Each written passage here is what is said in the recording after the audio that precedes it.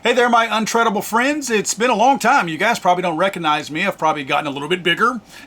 It's been 7 days since you've seen me. I've been serving my YouTube suspension since YouTube decided to ban me from YouTube for 7 full days, with today being my first day back. I'll put out a separate video on that later. We're not going to go over that here because we have a lot to talk about. First, guys, go check out my good friends over at CMMG, cmmg.com. These guys make some of the best firearms on the market, some of the best variety of firearms on the market, different types of configurations, as well as different calibers and many different Cerakote finishes. These guys put their money where their mouth is. These guys are one of the leading companies out there who get on board routinely with Second Amendment issues, and they put their money where their mouth is. They are investing their own hard-earned money to protect our rights, and yes, they make good stuff also. Use my discount code FTATF at cmmg.com. Again, my discount code is FTATF for 10% off at cmmg.com. It looks like the transvestite that mowed down 6 innocent people in Nashville is finally having some of her manifesto, tranifesto, whichever you want to call it, exposed after people have so vehemently worked to keep it suppressed from the American people. Before I move on much further, I want to mention that the Tennessee Star in Tennessee is an outlet that I at this point have to say is different than a lot of the other paid media, mainstream media, the media on the hook for all of the lies and misinformation out there, simply because they have pushed really hard to try to get this tranifesto from this shooting exposed and the information from it. In fact, one of the people from their own newspaper or their own publication, whatever you want to call it, is actually supposed to be in court this week because he's being sued because he's getting information out about this, and the federal government and the local government doesn't like it too much. So a lot more of a story there that we're going to get into in other videos. But first off, I want to mention that the Tennessee Star, who's doing all this work, and please give them a big thank you if you have the opportunity to, they actually received 80 pages of the tranifesto, and they are not putting out the actual photocopy of it. You're not going to see pictures of it like we've seen when Steven Crowder released his tranifesto leakages, but you will get the information from it. In other words, I guess they're skating on somewhat thin ice by saying that we're not going to show you the 80 pages, but we'll tell you what's in the 80 pages. And they're doing it. The things I'm going to share with you in this video are more than likely the reasons why the FBI and the local police department and many other people do not want you to see this tranifesto. Mainly because it clearly states that this, quote, transgendered person had a mental condition. Now, real quick before I go much further, because we are going to catalog the mental conditions, right? It's this video right here will do everything it needs to do to convince you that this person had a screw loose. Did we already know that? Of course we did. It's a female pretending that she is a male, screw loose, gender dysphoria. We knew this person was cuckoo. This person admits it in the tranifesto that they have a screw loose. In fact, I kind of think that this person's writings, and I'm calling her a she and a they. They is a way that you use. If you hear me say the word they, it's not me submitting to some stupid little pronoun demand or whatever. In the English language, you can use the word they or them to describe a person that you're talking about. I routinely use that in my speech when I talk to people, so don't get upset and say you're just using their own pronouns. I am clearly stating that this was a female, this was a girl, this was a her, and a she. If I happen to use they or them, it's because that's grammar. That's proper grammar, and it's okay to do that. But this person, clearly outside of the gender dysphoria, the qualifiable mental condition that they had, certifiable and certainly definable mental condition that they had a lot of problems. And I think the tranifesto was somewhat of a cry for help, and I have to point this out real quick. This person called an 800 suicide hotline and a mental health hotline. I want everyone to know that. I'm going to try to find the documentation where I found, it's not hard to find, just Google it, but I don't have it in these slides for this particular video. But it's documented. This shooter, this girl, tried more than once to contact people who are supposed to help them. government dollars funding programs meant to help somebody like this. And they didn't help this person. In fact, they didn't even call the police when this person talked about suicide and a number of other things, including school shootings and mass shootings, right? Including being a part of them.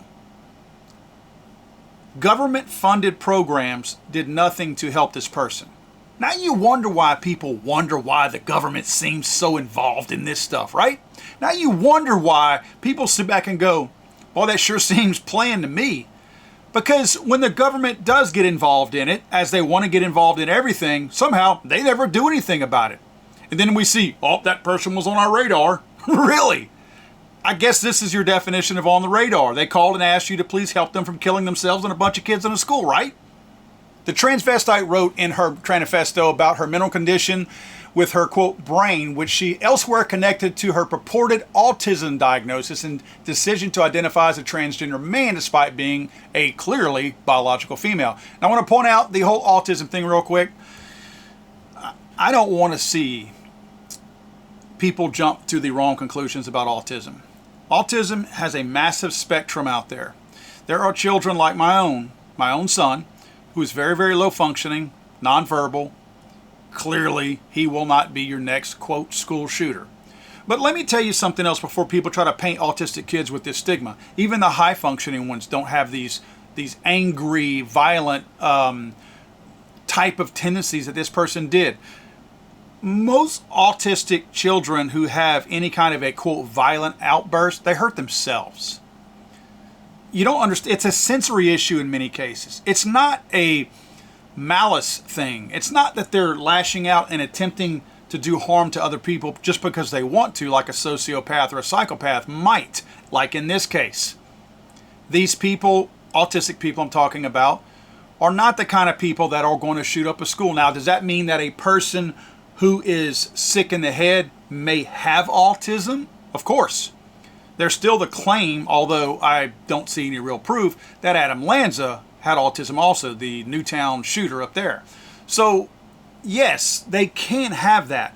But to throw every autistic kid into the same bucket as a mass or a school shooter, are you kidding me? So let's please not go down that road, because that's a disservice to every single child and family member out there who's fighting against the stigma of this kind of stupidity. This is clearly people who don't understand the spectrum, who take this kind of information and pass it on as if autism's played a role in it, must have, right? So let's get past that real quick.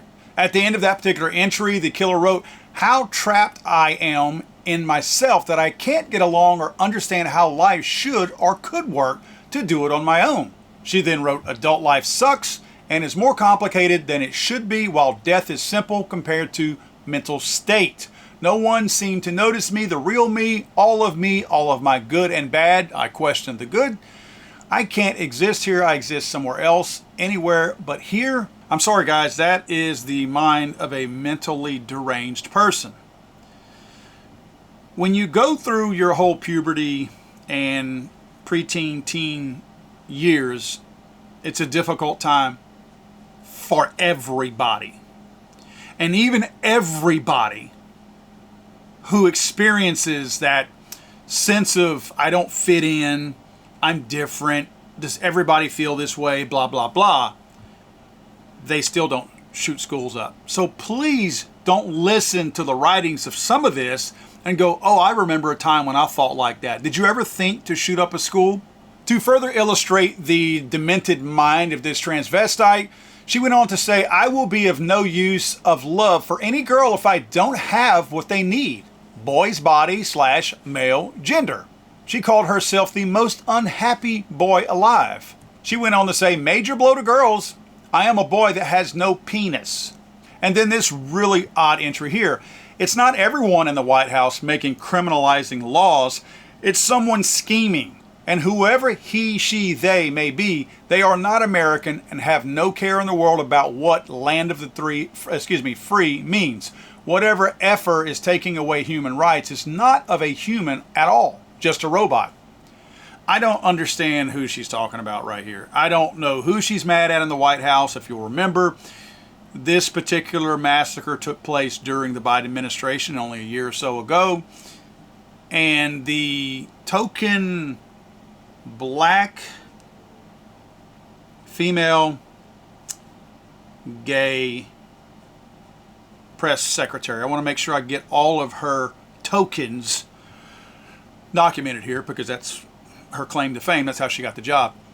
Clearly, between her or whatever the Karine Jean-Pierre wants to call herself, they covered for this chick. Remember, they were actually praying for transgender people whenever this killer killed other people who were not transgender.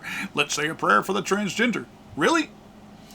Usually we're talking bad about gun owners and shooters whenever they shoot up churches, schools, or whatever. In this case, the White House actually prayed for, you got it, the actual killer. So I'm not sure who she thinks was thinking poorly of her, but I've not seen any evidence of it.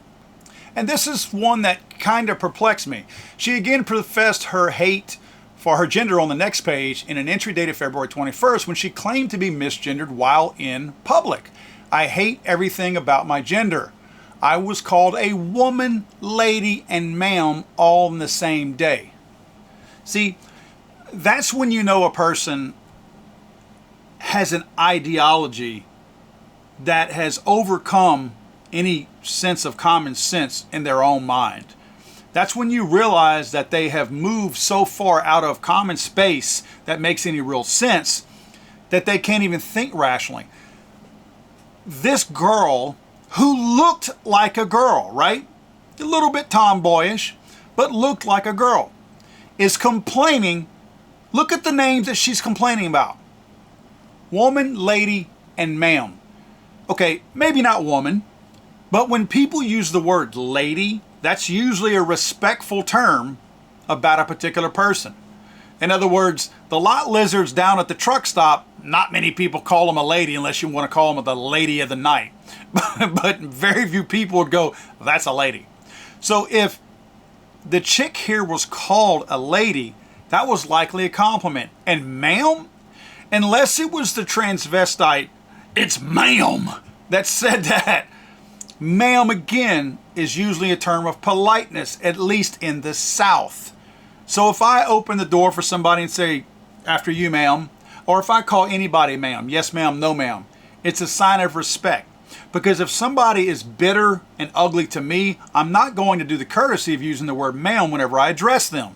So this person is mad because people were polite to her because they didn't use the right pronouns. That's what's wrong with this whole little movement. They demand that you play along with their game, and even whenever they don't know what the score is, they still expect you to already know what it is. These people, if they thought, it seems like they're trying to be polite to her, and if they thought she wanted to be addressed as a boy, they likely would have done that. Incorrectly, but they likely would have done that. I would like to suggest to any of the transvestites out there watching this who want to be a girl pretending to be a boy. I should say, let me rephrase that to not confuse you. Those that were born a girl who were pretending to be a boy.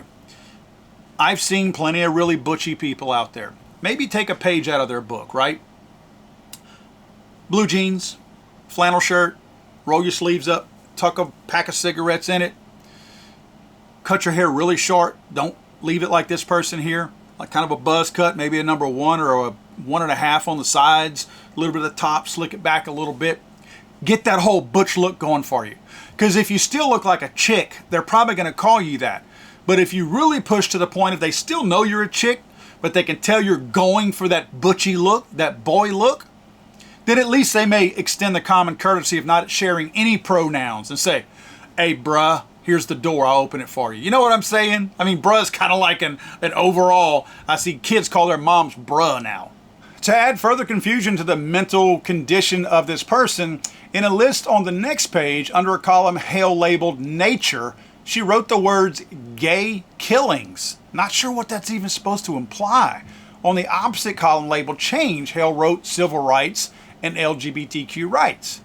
Now, I don't know if she's trying to show the difference between the two, like a column for Nature in a column for change. That doesn't really make a whole lot of sense. I don't see that one is the opposite of the other. And nature, she's saying gay killings, that's actually not happening. Gay people are killing themselves. If you look at the type of violence against transgender people, gay people, or whomever in that whole little alphabet, multi-alphabet, screwed up crew, and again, the LGBs, or the gay people, I don't think they align themselves with the T's in this. So I think it's unfair that we put them all in the same bucket, because I've spoken to some of those people that do not claim the T's in their group. So again, not sure where she's going with this, but the gay killings are not a product of straight people. That's not what's happening, unless you get some of these trannies that are trying to trick a straight man into going home with them, and they get down there and there's the Franks and the Beans, and they're like, wait a minute, now there might be some violence there, but you created the problem. You can't just openly expect 99.09 or whatever the number is of the population, of the male population, to just want to have sex with you if you've got Franks and Beans. If you got junk in the front, it's very likely, odds are, you are not going to pick somebody up in a bar unless it's a bar specific to your community that will go home with you and go, oh, cool, extra stuff. And also, the cocoon of my old self will die when I leave my body behind, and the boy in me will be free in my butterfly transformation, the real me. It's actually going to be a transformation to a cockroach. The killer also said, my penis exists in my head. I swear to God, I'm a male. I think about sexual fantasies. And then went on to describe how she would like to experience heterosexual sex as a man. I want to know what that's like, but I never will, because I was damned to be born this way. Now this is where we take a turn for the screwy. If you're not already convinced that this person had a screw loose, that this person had a mental condition that needed to be treated professionally and probably under direct supervision, this should convince you. And if it doesn't convince you, we probably need to talk. Hale wrote extensively about her struggle with gender, expressed frustration with her parents over their alleged lack of support for her gender transition, and wrote about simulating heterosexual sex using stuffed animals. Quote, I can pretend how it would be by my imagination of child's play through my stuffed animals' spirits through me. I can pretend to be them and do the things boys do and experience my boy self as Tony.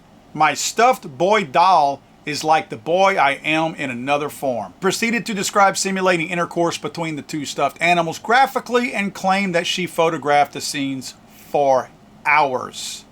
She further wrote, resort to cartoon porn or let my stuffed animals F. We know what that means. Wrapping that nutbag nugget up a little bit, God, I am such a pervert. I waste too much time in my fantasies.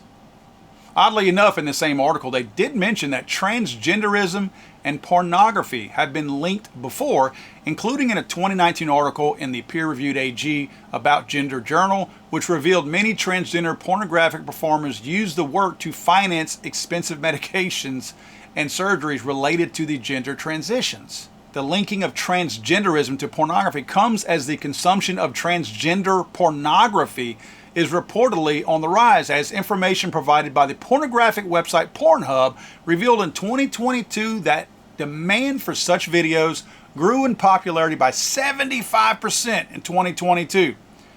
That's clear evidence that this is not people who have been hiding in the shadows that all of a sudden have decided that they're a gender that they were not born as, pretending to be something that they weren't born as, because people look at pornography in their private time.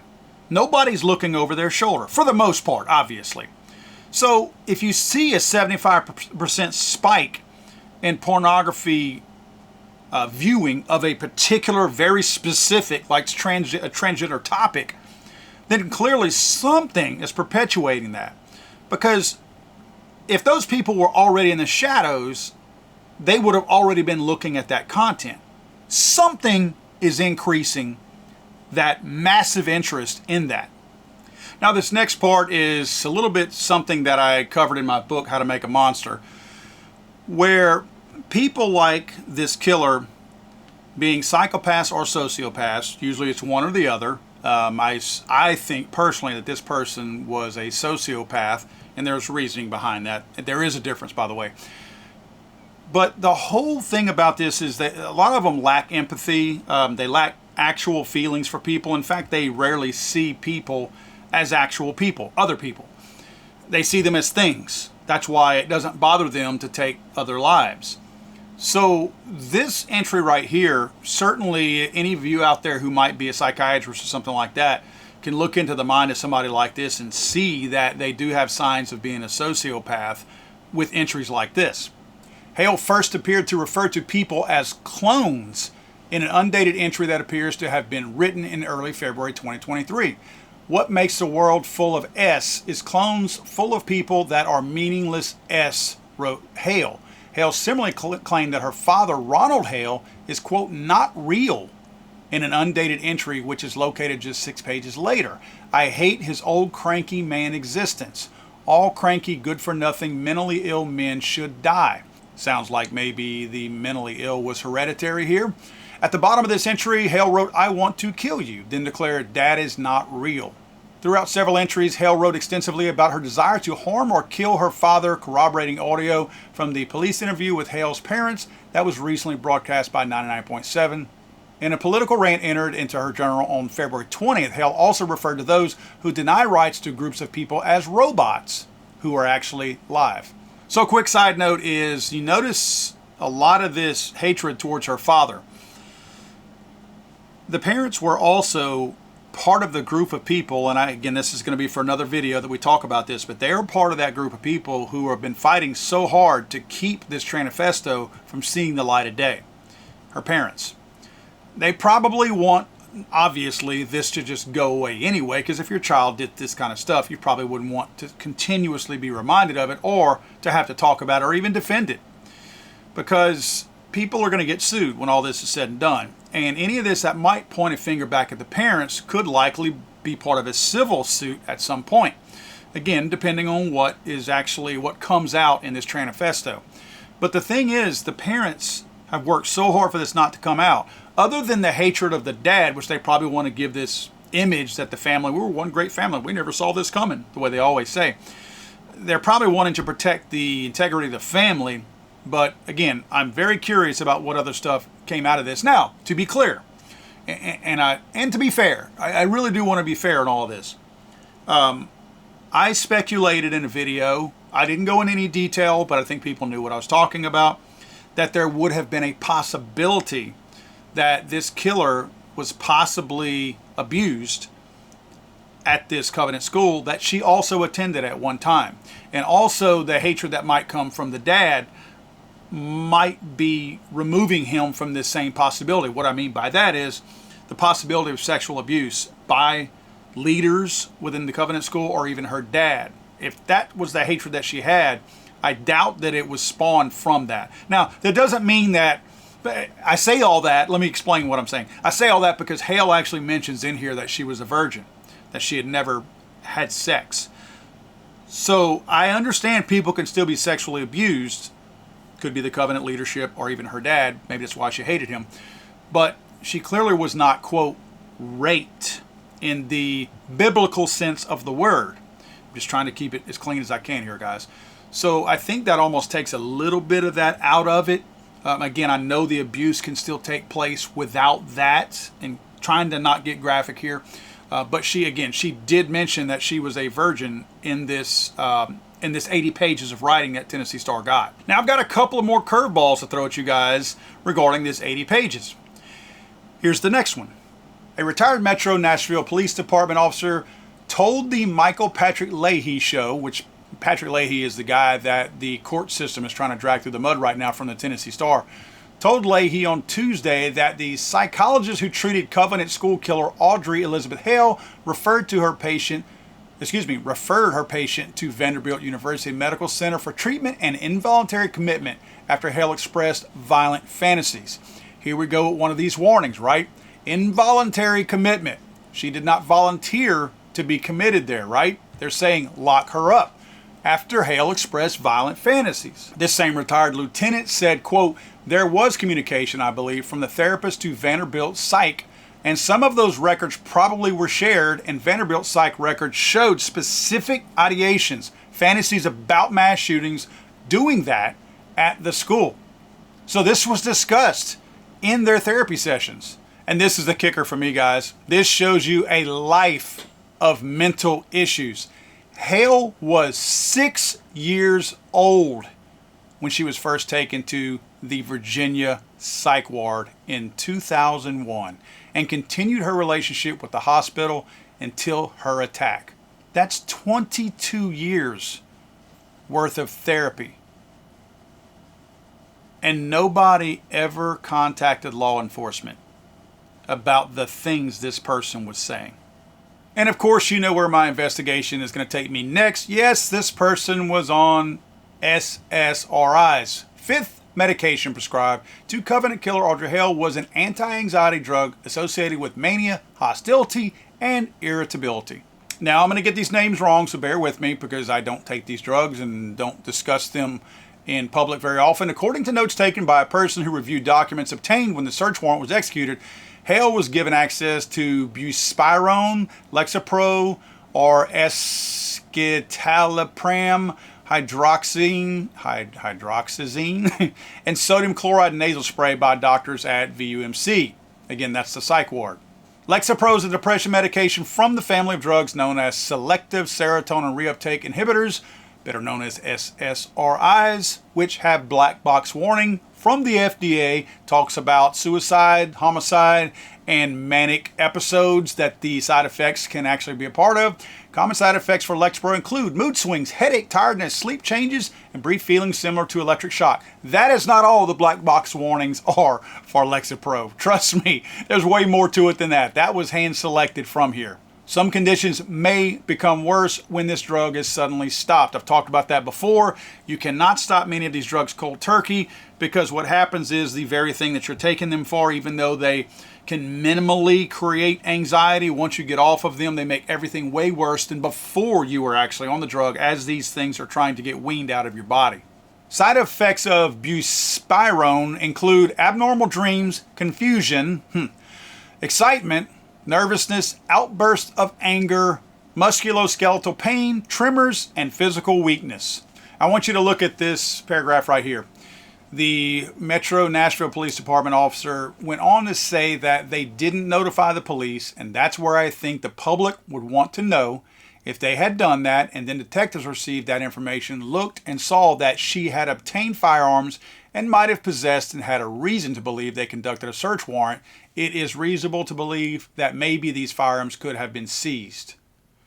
Well, that kind of goes into the whole red flag gun law, which I do not support. However, I have said before, if you can prove beyond a shadow of a doubt, which I think you could, based on her writings and being in a psych ward, or at least assigned to a psych ward for 22 years, since she was 6 years old, I believe you have a pretty good idea that we have somebody that has a screw loose right here. Now, I'm not saying take her guns. I've said this in my videos before. If the person is a danger, you deal with the person. You deal with the person. If the person could kill people, if the person is talking about killing people, if the person is telling you she wants to kill people, if the person is telling you she wants to kill her dad, if the person has all these signs of confusion, you should do something with that person. Oh, but guess what? We're starting to normalize the whole trans thing. So even though 90% of the writings for 22 years center around this person having a screw loose because she's pretending to be a boy when she is in fact a girl, now that 90-something% proof and evidence that there's a screw loose, now that's all acceptable. So maybe the person doesn't have a screw loose, right? That's where we're at now. We are going to have people who do have a screw loose and should be being dealt with in some fashion or another. I don't know how you do it. That's not my field.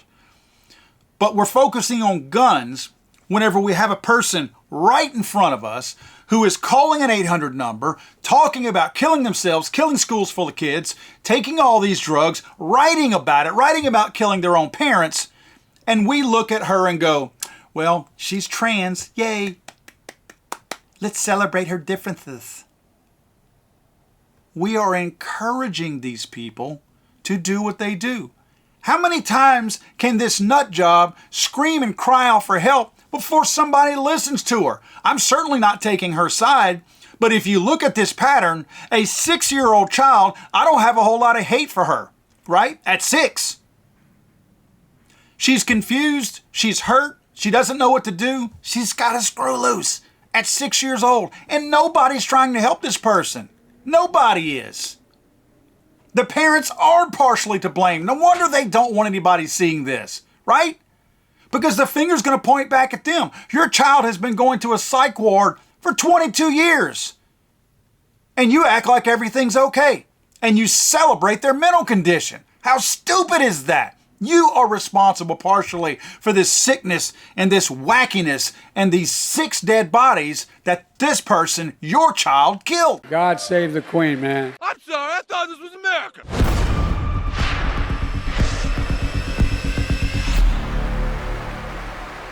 He's so horrible.